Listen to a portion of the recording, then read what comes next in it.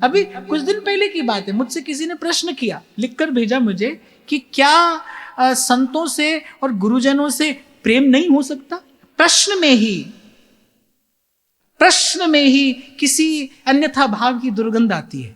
जब बार बार आपसे कहा जाता है कि प्रेमास्पद भगवान है, प्रेमास्पद प्रभु हैं, ऐसे प्रश्न की आवश्यकता क्यों है? देखो भाई, एको हम द्वितीयो नास्ति, यहां से ज्ञान परंपरा आरंभ होती है। वो ध्यान से सुनना।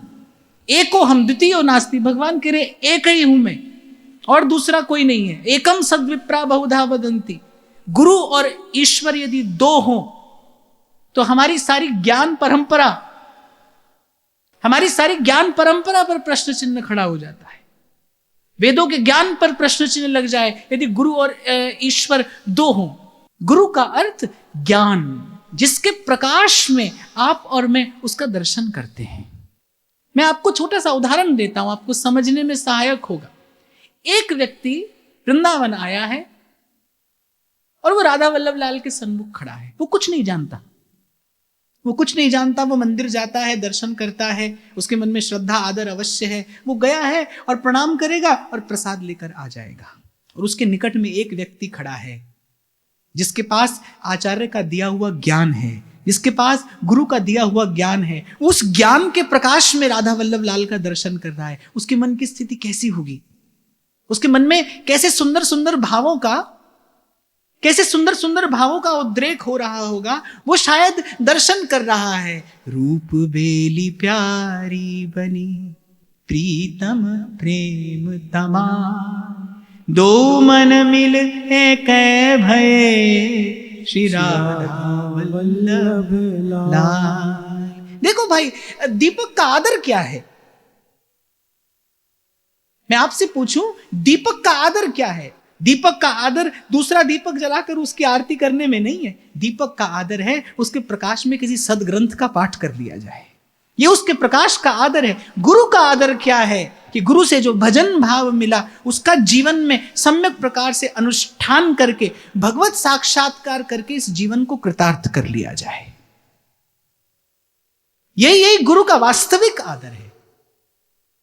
यही गुरु का वास्तविक आदर है। और ये उत्तरदायित्व तो मुझे लगता है हम लोगों पर है। हम जिस स्थान पर बैठे हैं, ये कार्य तो हमारा है। आप गुरु के प्रति भाव लेकर और सब कुछ लेकर उपस्थित हो जाएं, पर यहां हमें सावधान रहना चाहिए।